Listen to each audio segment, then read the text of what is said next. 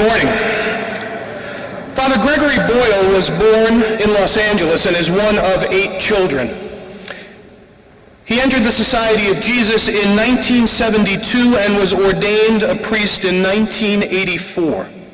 He received his BA in English from Gonzaga University, an MA in English from Loyola Marymount University, and advanced theology degrees from the Weston School of Theology and the Jesuit School of Theology in Berkeley. He has taught at Loyola High School in Los Angeles, was chaplain to the East Las Marias Penal Colony in Mexico and at Folsom Prison, and worked with Christian-based communities in Cochabamba, Bolivia. He was appointed the pastor of Dolores Mission Church in the Boyle Heights section of Los Angeles in 1986, where he served through 1992.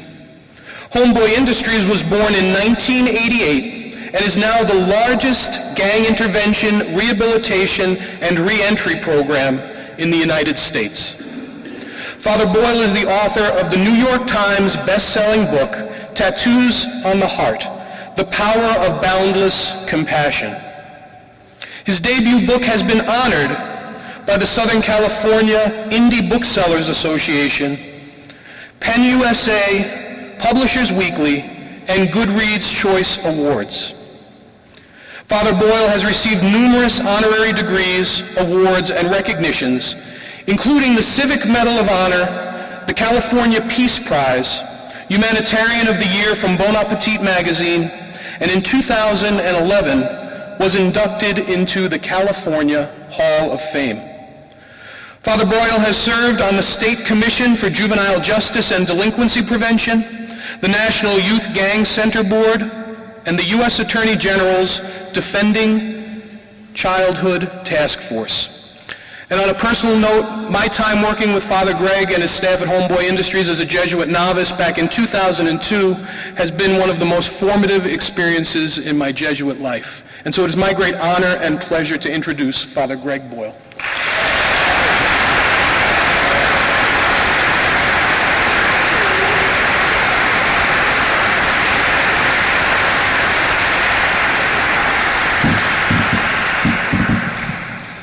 Thank you, Bob.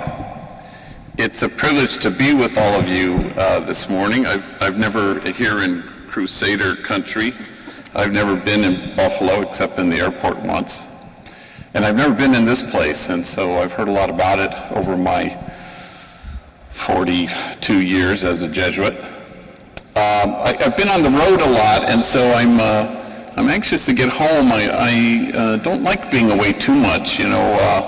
I like getting back. You know, there's always, homies there to give you news. I walked into Homeboy Industries after a trip, and I talked to the homie who was at the front desk, receptionist, Gus, and he points at this guy, big gang member named Lupe, and he said, he's been waiting here for you for like 3 days, you know. And so I go over to him, he gives me a big abrazo, and he says, while you were gone, my son was born. I said, wow, nice going. When was he born? On his birthday. And I said, wow, what are the chances of that happening, you know?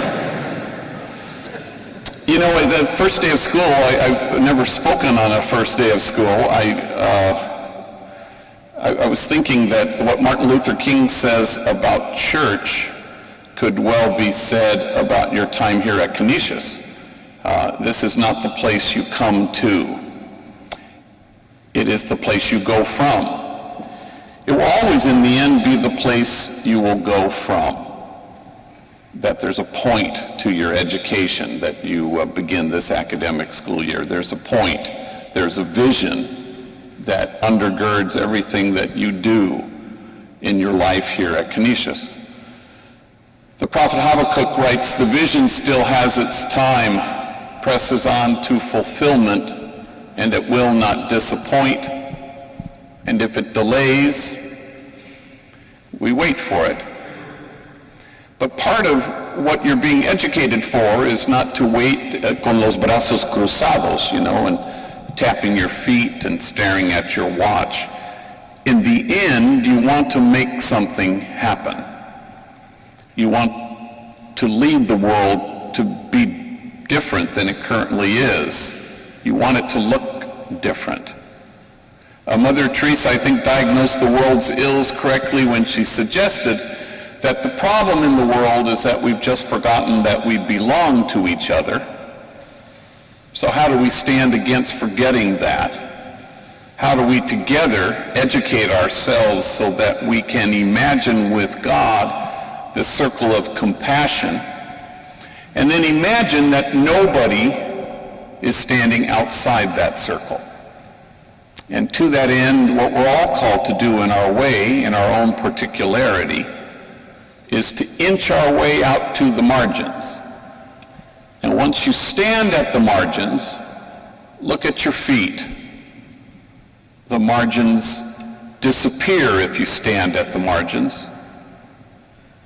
If you choose to stand with the poor and the powerless and the voiceless, if you stand with those whose dignity has been denied and those whose burdens are more than they can bear, in your service here at Canisius, you also have that privileged moment where you get to stand maybe with the easily despised and the readily left out, with the demonized so that the demonizing will stop, and with the disposable so that the day will come when we stop throwing people away. I suspect that if kinship, which is our goal, happened to be our goal, we would no longer be promoting justice. We would, in fact, be celebrating it. So our call is to create a community of kinship such that God, in fact, might recognize it. Canisius is not the place you've come to. It will be the place you go from. So for almost 30 years, I've worked with gang members, and they've taught me everything of value, and I couldn't be more grateful. But in the last couple of years, they taught me how to text, and I'm really grateful to them for this. I find that it sure beats the heck out of actually talking to people, and I'm pretty good at it, you know, LOL and OMG and BTW, and the homies have taught me a new one, OHN, which apparently stands for, oh hell no. And I've been using that one quite a bit lately. And there I am in a car with two homies, older vatos, Manuel and Poncho, and they're going to help me give a talk at a high school, and it's in Palm Desert. So I have 400 employees, and so we gather at 9 o'clock in the morning for what we call the morning meeting, and after that, Manuel and Poncho left with me as we drove the 2 hours to Palm Desert. And Manuel's in shotgun, he's in the front seat, and we're 15 minutes on the road, and suddenly he gets an incoming text, you know, and he reads it to himself, and he kind of chuckles. And I said, what is it? He goes, oh, it's dumb, it's from Snoopy back at the office. Well, I'd just seen Snoopy. Snoopy greeted me as the day began with a big abrazo. And Snoopy and Manuel work together in the clock-in room where they clock in hundreds and hundreds of our workers. It's a tough job, actually. And I said, well, what's he say? Oh, gosh, it's dumb. Hang on a second. Hey, dog, it's me, Snoops. Yeah, they got my ass locked up at county jail. They're charging me with being the ugliest vato in America. You have to come down right now, show them they got the wrong guy.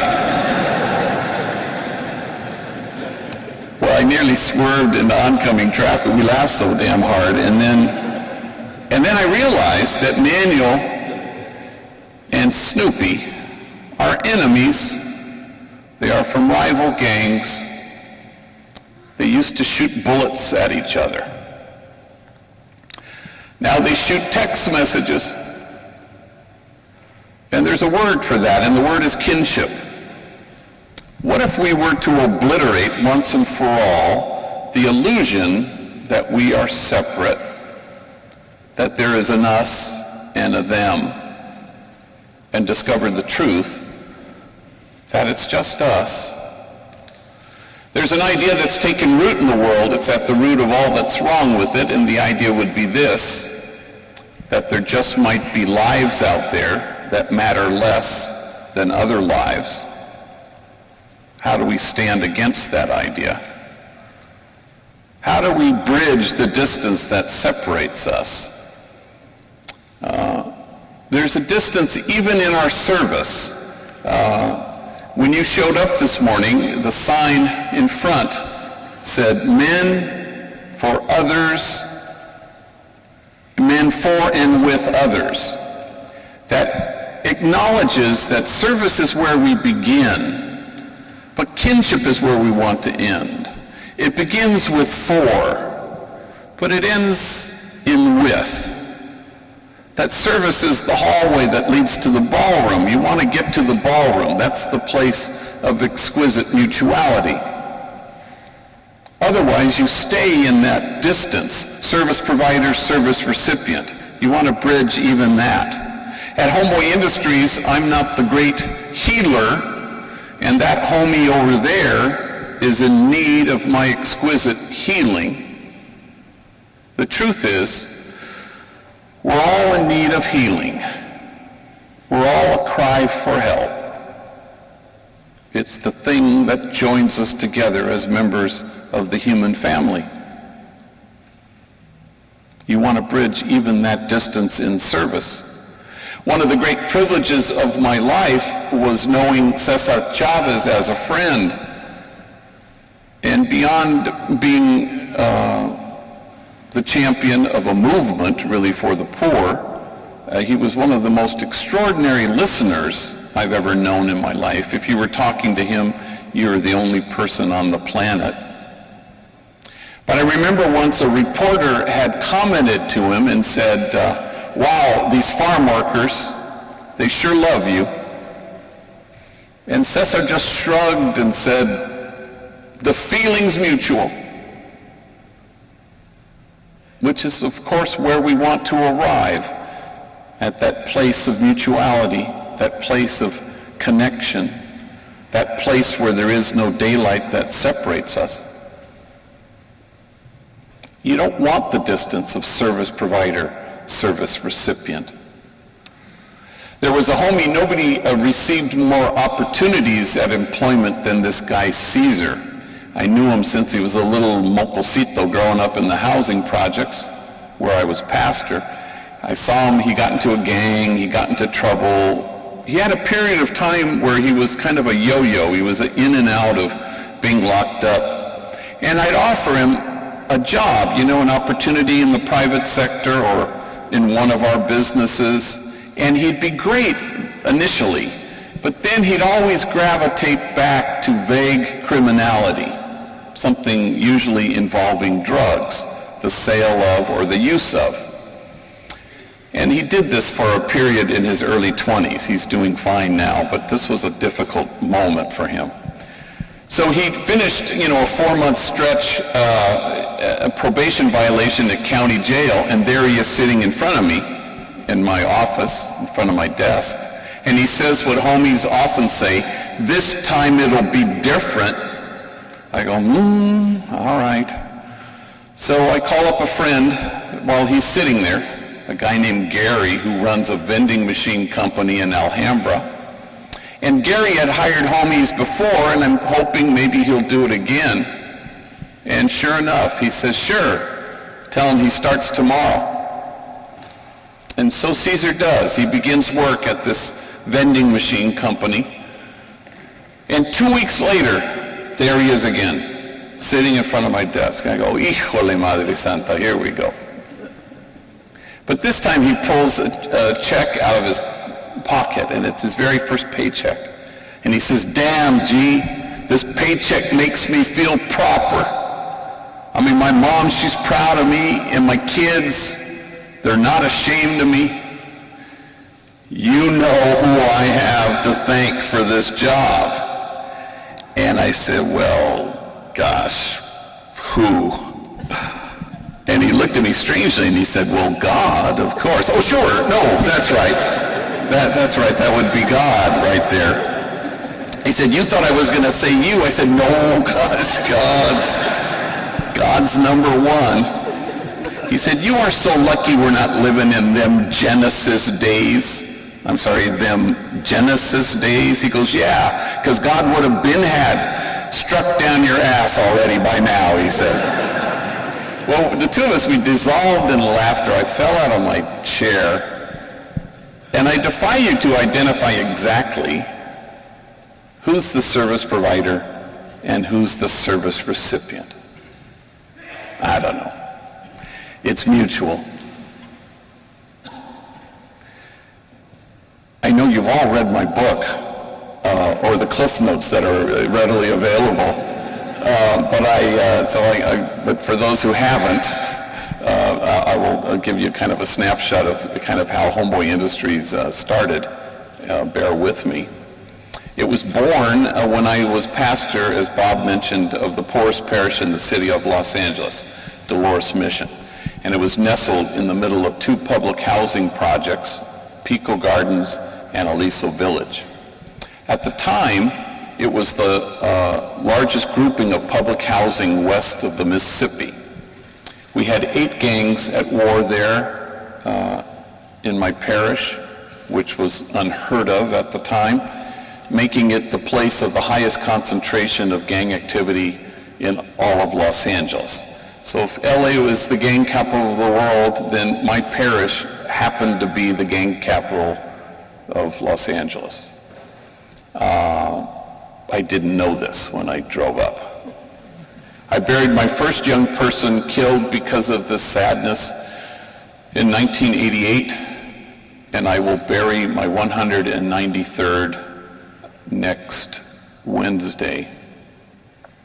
A young man named Jose, who I'd known for most of his life. So we did a lot of things in the early days. First thing we did was we started a school because there were so many middle school age, junior high age kids, gang members, who had been given the boot from their home school. Nobody wanted them. And so they were wreaking havoc and violent and selling drugs. And so I walked out into the parish, into the projects, and I walked up to each of these gang members, and I said, if I found a school that would take you, would you go? And to my surprise, they all said yes. And then I couldn't find a school that would take them, so that kind of forced my hand a little bit. And so I went to the convent, and the convent is on the 3rd floor of our parochial school, and the nuns lived there, and I gathered all the nuns, and I said, hey, would you mind, if you moved out of the convent here, and we could turn the convent into, I don't know, a school for gang members? And they said, sure. Go nuns. I don't know where we'd be without them, frankly. So yes, that's an applause line. There you go. So then we found them a little place in the neighborhood, and gang members came to the school. But they showed up at the parish, and that was a challenge for the people. Because aren't churches supposed to be hermetically sealed? Good people in and bad people out. And so that was a challenge, a good one, I think, a gospel challenge, if you will, about inclusion, about widening the circle. And so once they came to the school, they kept saying, if only we had jobs. And so myself and the women in the parish, we marched around the factories that surrounded the projects, trying to find felony-friendly employers, and that wasn't so forthcoming. So by 1992, we couldn't wait any longer. We had paid homies to build a child care center and to paint off graffiti and to do light maintenance and landscaping, but it wasn't enough. So I went to a movie producer who had $500 million. Not that he gave this to me, but he wanted to know how he could help. And I said, buy this abandoned bakery across the street from the church. It's an 80-year-old building, and the guy just retired, and I don't know, we'll call it Homeboy Bakery. And the guy loved the idea, and he bought it for me. And so we began, and rival gang members baked bread together. A month later, we started Homeboy Tortillas in the Grand Central Market in downtown LA. Once we had plural, we came up with the highfalutin Homeboy Industries, as if there was any industry involved in this venture. And not everything worked, and I will be the first to admit it. Homeboy Plumbing really was not a huge success, you know. Who knew, you know, people didn't want gang members in their homes. I did not see that coming. And as Bob mentioned, you know, and nobody sets out to do this, but we backed our way into becoming the largest gang intervention rehab and reentry program in the United States. There are 1,100 gangs in LA County and 120,000 gang members. And no place engages more gang members on the planet Earth than our place. So 15,000 folks a year walk through our doors, and we offer just about anything that might be of assistance to them so they can redirect their lives and re-identify who they are in the world, really. It's a recovery, it's a rehab place. So we offer every imaginable curricular thing, from anger management to grief and loss, to parenting, to GED. We still have a school with 100 students. Yoga. We have huge mental health team. We have 5 paid therapists, but 43 volunteer therapists. So everybody's in therapy, trying to deal with their own traumas. We have case management. Everybody has a case manager who sort of follows them through. One of our classes will meet tomorrow morning at 9. It's called Baby and Me, and it's where all the homies and homegirls bring their toddlers. And they're taught by our therapists how to play with their kids. I remember once we had a guy named Big Mike, huge vato, huge, just got out of prison, and he was kind of wanders into this class where the homies and homegirls are on the floor playing with their kids and singing and dancing and clay and paint. And they have a big, huge, multicolored parachute that they have in the middle of this huge classroom, and they put a kid in the middle and they do this, you know, it can't be safe, but it's joyous, you know, and they sing when anybody walks in, and you know, and so Mike walks in and he takes this in, you know, and he goes to the therapist, the lead teacher, and says, "Can I sign up for this class?" And she goes, "Sure," and she signs him up. "Do you have to have a kid to be in it?" You know, sort of the idea, you know. But I have no doubt at all that Mike was a child, but I suspect that he had been, in fact, denied a childhood. So we offer anything that will help a homie start to reimagine his life, to engage in active attachment repair so that he can gain resilience, and then we can send them out after 18 months, and the world will throw at them what it will, but this time they won't be toppled. We have free tattoo removal. No place on the planet Earth removes more tattoos than we do. We have a designated clinic in our headquarters, huge clinic with 3 laser machines. We have 1 paid physician assistant, but we have 37 volunteer doctors who come in and donate their time. 46,000 treatments a year. It's just huge. So if any of you are starting to regret that Carl Crusader tattoo you have, see me afterwards, no questions asked. Those of you who read the book, and this will tell who did and who didn't, tattoo removal was just born by listening, you know. I never said, "Oh, you should get that taken off, or you should fix yourself. If you're humble, you'll never stumble, and humility says, what would help? And hubris, which is its opposite, says, here's how you fix yourself. And so Homeboy Industries has always tried to stay humble in as much as it listens. So a homie came in named Frank. I didn't know Frank. 2 days released out of Corcoran State Prison. And I'd never met him. And there he is sitting in front of me. And pardon my French, but I presume you've heard this before, or maybe even read it before. Tattooed across his forehead, filling the entire space like a billboard, it says, "Fuck the world." And he says, you know, I am having a hard time finding a job. And I said, well, Frank, maybe we could put our heads together on this one, you know, and I think, you know, where do I send him? You know, McDonald's, you know, do you want fries with it? Mothers clutching their kids and running out of the place. So I hired him, because who else would, and he began bagging bread at the Homeboy Bakery. And then I went to White Memorial Hospital, and I found a dermatologist who had a laser machine, and he gave me 1 hour a month to chip away at Frank's forehead and a couple others. In no time at all, I had a waiting list of 3,000 gang members who wanted this treatment. So we had to kind of change the way we did tattoo removal. In parentheses, Frank is now a security guard at a movie studio, and there is no trace left of the dumbest thing he had ever done in his life, or angriest, or whatever it was.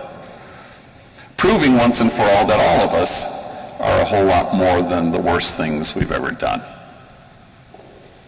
And so then we have all our businesses, all our training programs. We have a solar panel installation training program where the homies and homegirls get nationally certified, and they can make really good money. That's a career.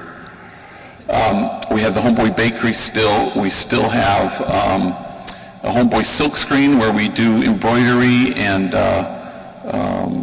screen printing. Homeboy Merchandise where we sell our logo stuff. Homeboy Diner is the only place you can buy food at City Hall in Los Angeles. If you ever fly to LA and you decide to fly American Airlines, we have a restaurant in the LAX terminal that opened in February. We have 46 farmers markets where we sell our products. We have 4 organic mini farms that provide produce for our restaurants. What am I missing? I know I'm missing something. And Homegirl Cafe, where women with records, young ladies from rival gangs, waitresses with attitude will gladly take your order. And they cater. Some months ago we had Diane Keaton show up for lunch, Oscar-winning actress from Annie Hall. She won an Oscar for that, and she was in all the Godfather movies. She's a big movie star. Homegirl Cafe can be a place like that where celebs and power brokers will meet for lunch. It's packed at lunch. And so she came with a guy who's there once a week.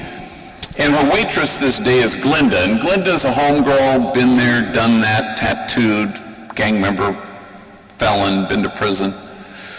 She doesn't know who Diane Keaton is, so she's taking her order. And Diane Keaton says, well, what do you recommend? And Glinda rattles off the 3 platillos that she particularly likes. And then Diane Keaton says, well, I'll have that second one. That one sounds good. And it's at that moment that something dawns on Glinda. She looks at Diane Keaton. She says, wait a minute.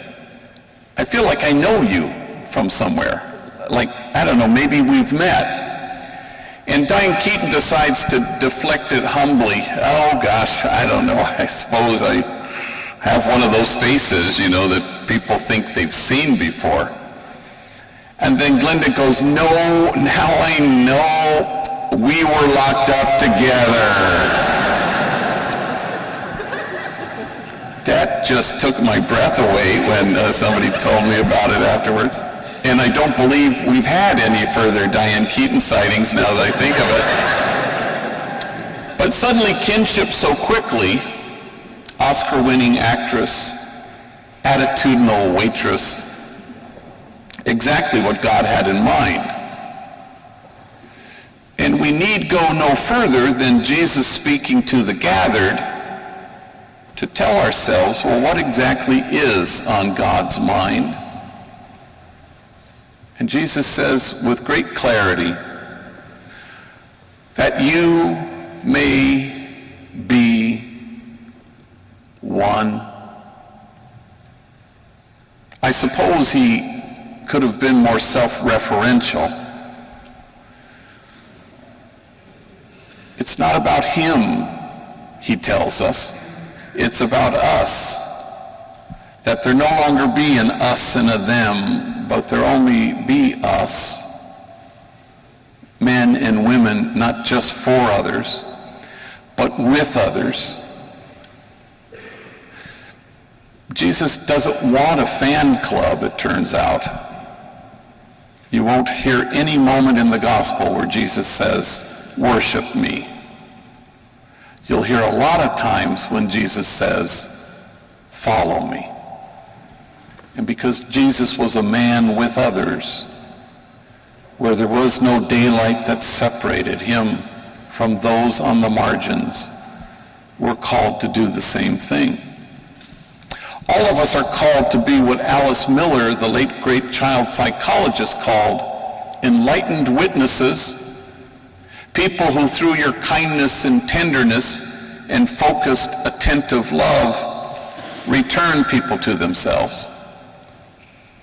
You don't hold the bar up and ask people to measure up. You hold the mirror up so that you can tell people the truth, knowing that my truth is your truth, and your truth is a gang member's truth, and it all happens to be the same truth, and here's the truth. You are exactly what God had in mind when God made you. And once somebody on the margins has experienced that, they start to become that truth. They inhabit that truth. And no bullet can pierce it. No four prison walls can keep it out. And death can't touch it because it's huge. But part of your task as you leave this place, eventually, is to dismantle the messages of shame and disgrace that get in the way, that keep people from seeing their truth. Marcus Borg, the great scripture scholar, says the principal suffering of the poor throughout history and throughout scripture is shame and disgrace. And I think he's quite right. That's our task, is to reach in and dismantle those messages and replace it with the truth. Lately, I've been taking a leisurely stroll through the Acts of the Apostles, and I suppose you could read it as a quaint snapshot of life in the earliest Christian community, or you could read it as the measure of health of any community at all, including this one. Things will leap off the page if you read it that way. See how they love one another. That's a great measurement. There's nobody needy in this community. That's an excellent metric. But my favorite one is this, and it just leapt off the page, and it says simply, and awe came upon everyone. It would seem that the measure of our health as a community resides in our ability to stand in awe at what the poor have to carry, rather than stand in judgment at how they carry it. A couple years ago, I was invited to give a talk to 600 social workers in Richmond, Virginia, and it was more than just like a keynote. It turned out to be 9 to 3 in-service on gangs. I was the only speaker, so I brought 2 homies with me so we could stretch it out, because I didn't know how I would fill 9 to 3. So I brought Andre, African-American gang member who worked at the time in our retail store, and Jose, a Latino gang member in his mid-20s, who been to prison, tattooed, had a long stretch of time as a homeless man, and an even longer stretch as a heroin addict. And he had moved his way up in our organization from janitorial crew to the substance abuse department, where he helped heal the younger guys who were struggling with addiction. And I'd never heard his story before, and he got up first to tell his story, and he began in kind of an offhanded way. He says, "I guess you could say my mom and me, we didn't get along so good. I think I was 6 when she looked at me and she said, 'Why don't you just kill yourself? You're such a burden to me.'" Well, 600 social workers gasp. And he says, "It sounds way worser in Spanish," he says to them. We all laughed. He said, "I think I was 9 years old when my mom drove me down to the deepest part of Baja California. She walked me up to an orphanage, and she said, 'I found this kid.' And she left me there for 90 days until my grandmother could get out of her where she had dumped me, and she came and rescued me. My mom beat me every single day of my elementary school years with things you could imagine and a lot of things you couldn't. Every day, my back was bloodied and scarred. In fact, I had to wear 3 t-shirts to school every day. First t-shirt because the blood would show through, and second t-shirt, it would still seep through. Finally, the 3rd t-shirt, you couldn't see any blood. Kids at school, they'd make fun of me. "Hey, fool, it's 100 degrees. Why are you wearing 3 t-shirts?" And then he stops, and he can't continue for a moment, so overwhelmed with the emotion of it. And he seemed to be staring at a piece of his story that only he could see. And when he could resume, through his tears, he said, "I wore 3 t-shirts well into my adult years because I was ashamed of my wounds. I didn't want anybody to see them. And now I welcome my wounds. I run my fingers over my scars. My wounds are my friends. After all, how can I help heal the wounded if I don't welcome my own wounds?" And awe came upon everyone. The measure of your compassion lies not in your service of those on the margins, but in your willingness to see yourself in kinship with them.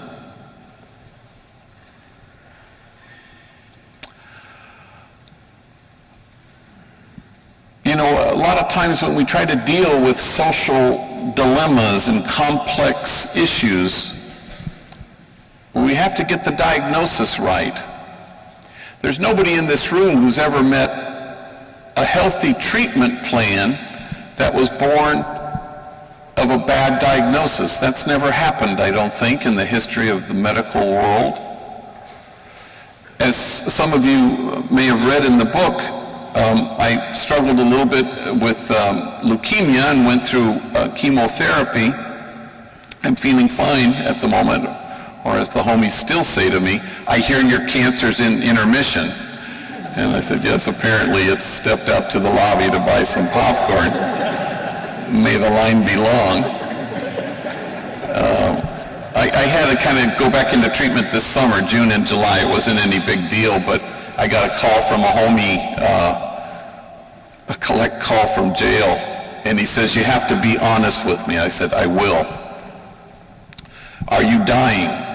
I said, no. Whew, I thought so. I told that guy, who told me you were dying, I said, he has cancer, but he's getting that shit fixed.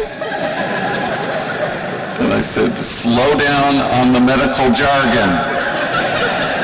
I can't keep up.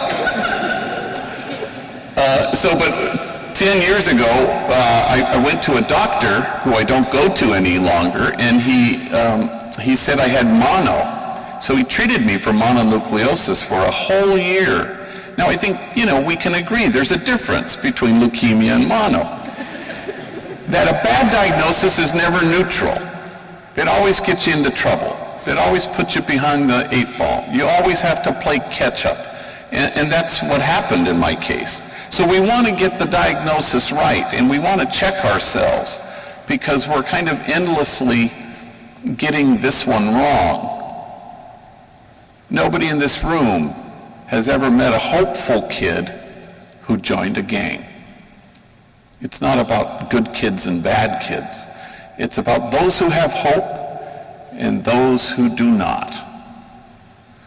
So there I am on the Dr. Phil show. I know, what was I thinking? But we thought we had talked his producers down from doing something exceedingly dumb, and so there I am backstage, and I can hear Dr. Phil say, and now, ladies and gentlemen, the founder and executive director of Homeboy Industries, Father Greg Boyle. And so I walk out there, and it's a live audience, though it's a taped show, and to my horror, there in the middle of the stage is Phil in his stool. My empty stool is next to him, awaiting me. On his side of the stage is a beautiful, gorgeous mahogany coffin on that little dolly thing with the 4 wheels. On my side of the stage is a perfectly reconstructed jail cell with bars and bed and toilet and sink. They went to great expense for these 2 set pieces. Well, you already know where this is going to go. The producers fly in 3 young males, 14, 15, 16, African-American, Latino, and a white kid. They fly them in from different parts of the country with their very distraught single mothers. These are all young men who apparently are gravitating perilously close to gang life. They bring one out at a time, and Phil kind of grabs each one by the lapel, figuratively, and says, don't you see where this choice is going to lead you? To death or to prison. And finally, by the 3rd kid, I couldn't take it any longer. So I said, Phil, how do I break this to you? These kids know this better than you do and better than I do. They know that this will lead to death or to prison. They don't care that it will. And that's the key diagnostic moment. That's the moment where you shift your thinking. It's not about convincing this kid to do good and avoid evil. It's about infusing hope to a kid for whom hope is foreign. It's about healing a kid so hugely traumatized that he can't see his way clear to transform his pain, so he continues to transmit it. Or it's about delivering mental health services in a timely and culturally appropriate way. Gangs are the places kids go when they've encountered their life as a misery, and who doesn't know by now that misery loves company? No kid is seeking anything when he joins a gang. He's always fleeing something. And if you cannot imagine a future for yourself, your present isn't compelling. And if your present does not compel you, then you will not care whether you inflict harm. And you will not care whether you duck to get out of harm's way. That's the way it works. We want to get this right,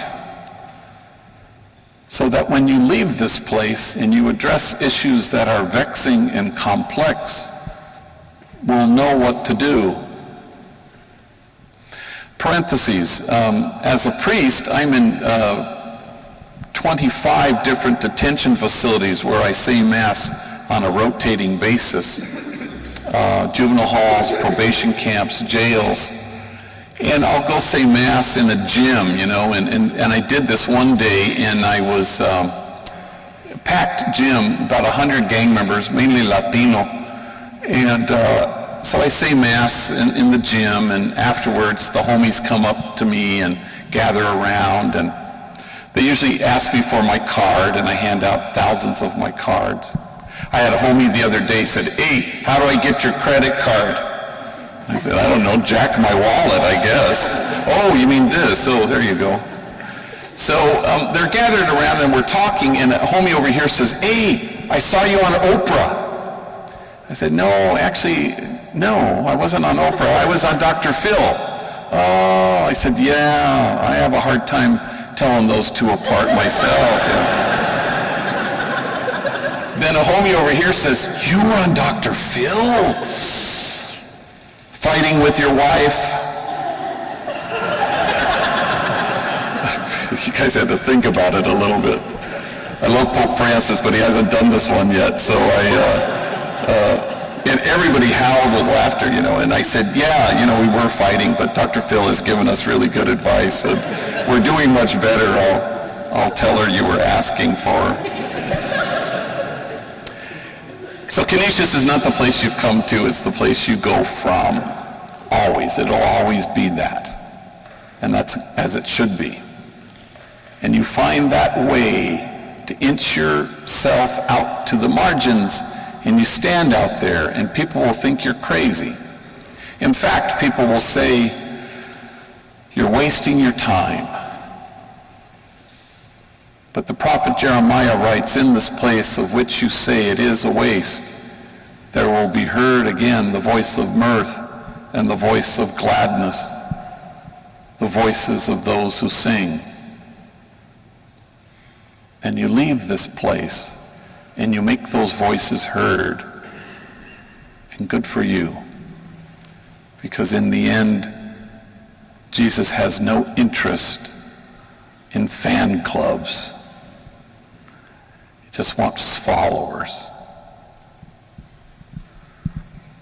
I'll end with a story because it's cruel and unusual to have you sit there for longer than an hour. And I'll anticipate a question that some of you might have. People always ask me about enemies working side by side with each other. And it's true, it's a dicey thing at first. Our program is not for those who need help, it's only for those who want it. And so you have to walk in the front door. It is a brave gang member who does. Because it's not about a job and a paycheck. It's about dealing with your demons. Somebody sent me the other day, a woman sent me a YouTube clip where she had videotaped, I guess, a tour that she got in my office. And it was just 5 women, and the tour guide was Eric, African-American gang member, and he was leading the tour. And he was standing in front of our Employment Services Division, where we have 4 job developers who help homies find jobs in the private sector after their time with us. And he's standing there, and she's videotaping it. And he begins, as he's going to say something about employment services. As Father Greg always says, now rest assured, when a homie ever begins a sentence like that, you're about to hear something I've never uttered in my life. And Eric didn't disappoint, And he says, as Father Greg always says, it's not about work for the homie. It's about the homie working on himself. And I've been quoting him ever since, And that's exactly right. It's hard work. Homies come to us with what psychologists would call a disorganized attachment. Mom was frightened or frightening. And you can't calm yourself down if you've never been soothed. And so you work on yourself so that you can move beyond us and have a life. So our place is not for those who need help, it's only for those who want it. And so homies will come in and I'll say, okay, I have an opening in the bakery, but you have to work with X, Y, and Z, and I rattle off the names of enemies, rivals. And homies always think for a long ass time, and then they say, okay, I'll work with them, but I'm not going to talk to them. Which used to bother me in the old days until you discover that it's impossible for human beings to demonize people they know. You can't pull that off. So I had a homie who I thought was ready. Everybody called him Youngster. That was his gang name. It was benign enough that I called him Youngster too. I won't call homies Sniper or Psycho, but Youngster seemed fine. I encountered a homie the other day. I said, what do your homies call you? Fluffy. Big bad Fluffy. So I walked Youngster, who was a little tiny guy, into our Homeboy silkscreen factory. It's our biggest business, been around for almost 20 years now. And thousands and thousands of gang members have worked their way through there. And we have 2,500 customers from all over the country. We do high quality work, reasonably priced. We UPS to Buffalo. So I walked Youngster in there, and I introduced him to all his 30 coworkers. And I watch him as he shakes hands with each one, looking them in the eye. Even enemies, and he was shaking hands with lots of them. And I think, wow, this is great. Until he gets to the very last guy, a guy who seems to be wanting to avoid this encounter altogether, a homie everybody calls Puppet. And when Puppet and Youngster are in each other's vicinity, they mumble something, they stare at their shoes, they don't shake hands. Well, I know they're enemies because I know what gangs they're from. Well, he just finished shaking hands with a bunch of enemies. I discover later that this is a hatred that's really quite deep and personal, beyond which neither of them think they can get past. So I sense that much at the moment, and I say, look, if you guys can't hang working together, let me know. I got a bunch of people who want this job. Calladitos, they don't say a word. Well, 6 months later, Puppet leaves his home and walks to a store some distance from his house, one of those little corner stores. He buys something. On his way home, for some reason, he decides to take a shortcut. He dodges into an alley. Suddenly, unexpectedly, he's surrounded by 10 members of a rival gang, 10 against 1. They beat him badly. He lies there lifeless on the ground. They will not stop kicking his head. Somebody finds him and takes him to White Memorial Hospital, where he's declared effectively brain dead. But it's the policy there at the hospital to keep you connected to machines for 48 hours. So you can get 2 days of a flat read with no brain activity at all, flat. This allowed family and friends to gather. I was at St. Louis University giving a talk. I flew home immediately. I've seen a lot of terrible things in my life, but nothing to compare to the sight of this young man with his head swollen many times its size. It was horrifying. You could barely train your eyes on him. And so at the end of the 48-hour period, I gave him a blessing prayer. I anointed his forehead with oil. We disconnected. And a week later, we buried him. But in the first 24 hours that Puppet was lying there beaten in the hospital, I was alone in my office. It was 8:30 at night. The phone rings, and it's Youngster, Puppet's co-worker from the silkscreen factory. He says, "Hey, that's messed up about what happened to Puppet." And I said, "Yeah, it is." And then with a certain kind of eagerness even, he says, "Is there anything I can do? Can I give him my blood?" And we both fall silent under the weight of it, until finally he breaks the silence, choking back his tears, and he says with great deliberation, "He was not my enemy. He was my friend. We worked together."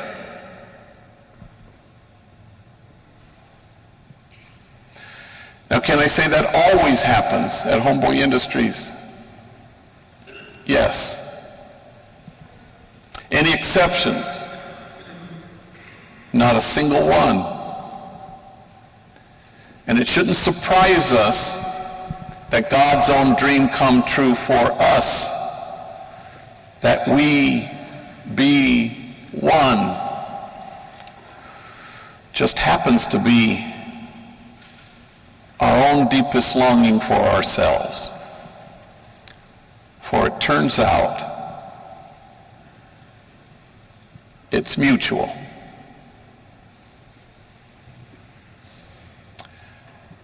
And so we try our best to find ourselves at the margins so that they will get erased. The circle will widen and no one will be left out. And we brace ourselves because people will think we're wasting our time. But in this place of which you say it is a waste, there will be heard again the voice of mirth and the voice of gladness, the voices of those who sing. Canisius is not the place you've come to. It is the place you go from. And you go from here to make those voices heard. For the vision still has its time, presses on to fulfillment, and it will not disappoint. And if it delays, we can wait for it. Thank you all very much.